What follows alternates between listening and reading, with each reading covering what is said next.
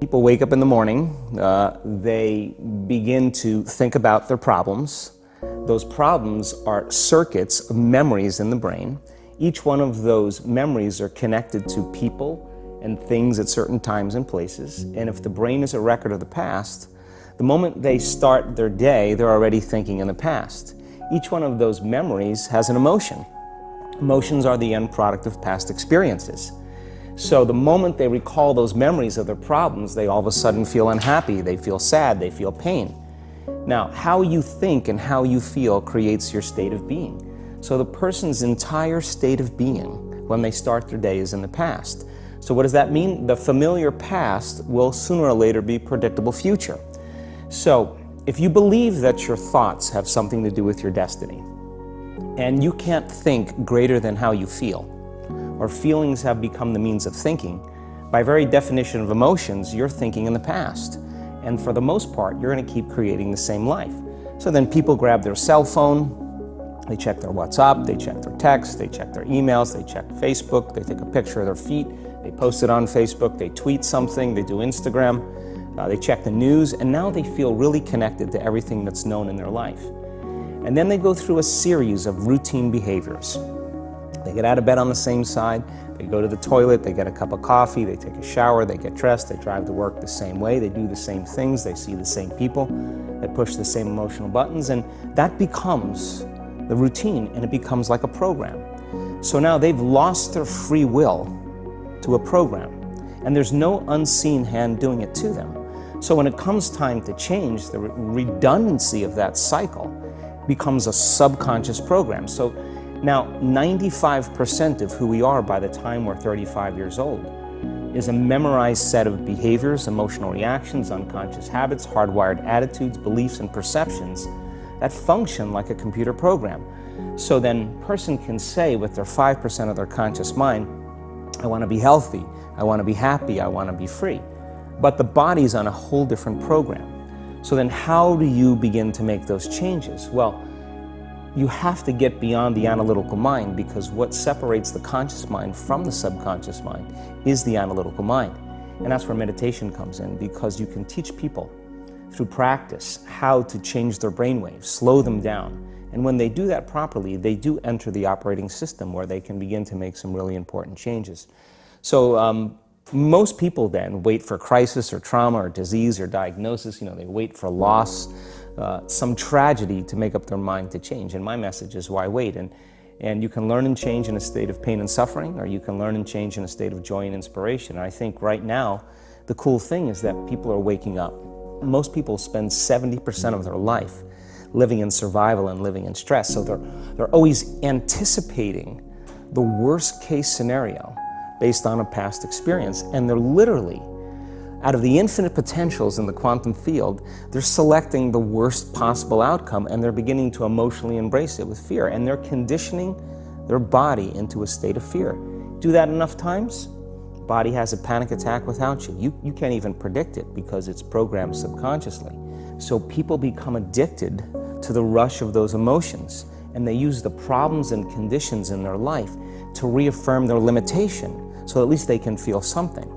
So now when it comes time to change, you say to the person, why are you this way? Well, every time they recall the event, they're producing the same chemistry in their brain and body as if the event is occurring, firing and wiring the same circuits, and sending the same emotional signature to the body. Well, what's the relevance behind that? Well, your body is your unconscious mind. In a sense, if you're sitting down and you start thinking about some future worst case scenario that you're conjuring up in your mind, and you begin to feel the emotion of that event, your body doesn't know the difference between the event that's taking place in your world, outer world, and what you're creating by emotion or thought alone. So most people then, they're constantly reaffirming their emotional states.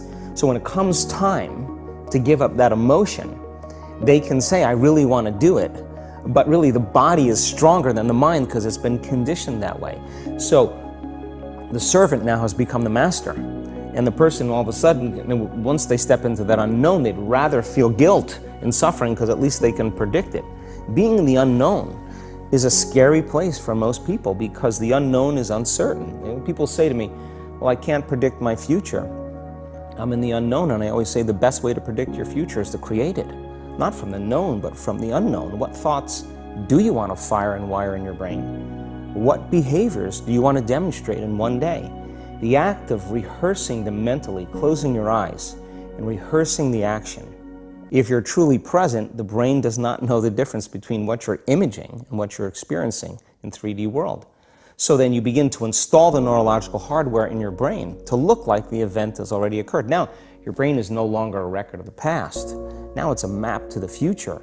And if you keep doing it, priming it that way, the hardware becomes a software program. And who knows, you just may start acting like a happy person. And then I think the hardest part is to teach our body emotionally what the future will feel like ahead of the actual experience. So what does that mean? You can't wait for your success to feel empowered. You can't wait for your wealth to feel abundant.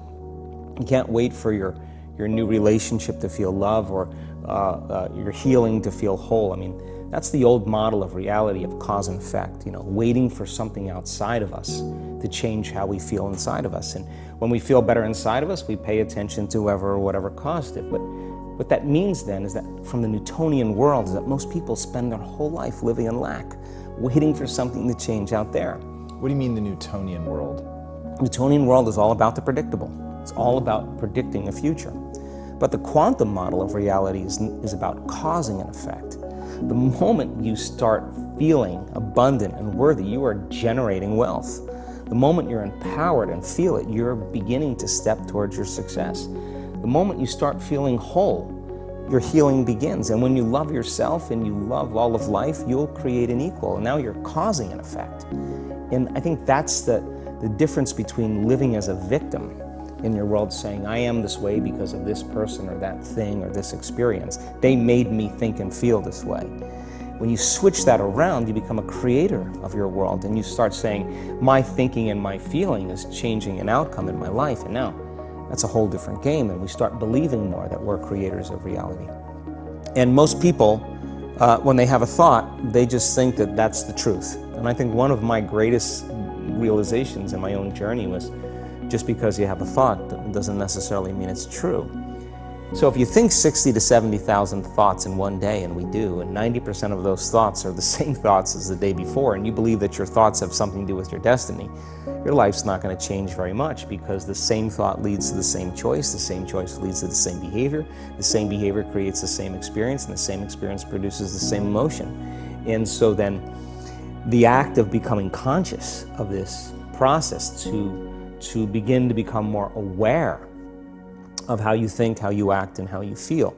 It's called metacognition. And so then, why is that important? Because the more conscious you become of those unconscious states of mind and body, the less likely you're going to go unconscious during the day. And that thought is not going to slip by your awareness unchecked, because it means to know thyself. The word meditation means to become familiar with.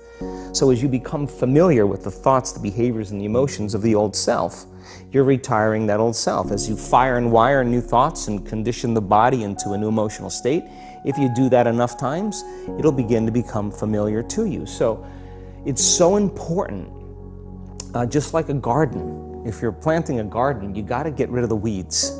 You got to take the plants from the past year and you got to pull them out. The rocks that sift to the top that are like our emotional blocks, they have to be removed. The soil has to be tenderized and broken down. We have to make room to plant a new garden. So primarily, we learn the most about ourselves and others when we're uncomfortable. Because the moment you move into that uncomfortable state, normally a program jumps in. If you're not being defined by a vision of the future, then you're left with the old memories of the past, and you will be predictable in your life. And if you wake up in the morning and you're not being defined by a vision in the future, as you see the same people and you go to the same places and you do the exact same thing at the exact same time, it's no longer that your personality is creating your personal reality. Now your personal reality is affecting or creating your personality. Your environment is really controlling how you think and feel unconsciously, because every person, everything, every place, every experience has a neurological network in your brain. Every experience that you have with every person produces an emotion. So some people will use their boss to reaffirm their addiction to judgment. They'll use their enemy to reaffirm their addiction to hatred. They'll use their friends to reaffirm their addiction to suffering. So now they need the outer world to feel something. So to change then is to be greater than your environment, to be greater than the conditions in your world, and the environment is that seductive. So then, why is meditation the tool? Well, let's sit down, let's close our eyes. Let's disconnect from your outer environment. So if you're seeing less things, there's less stimulation going to your brain.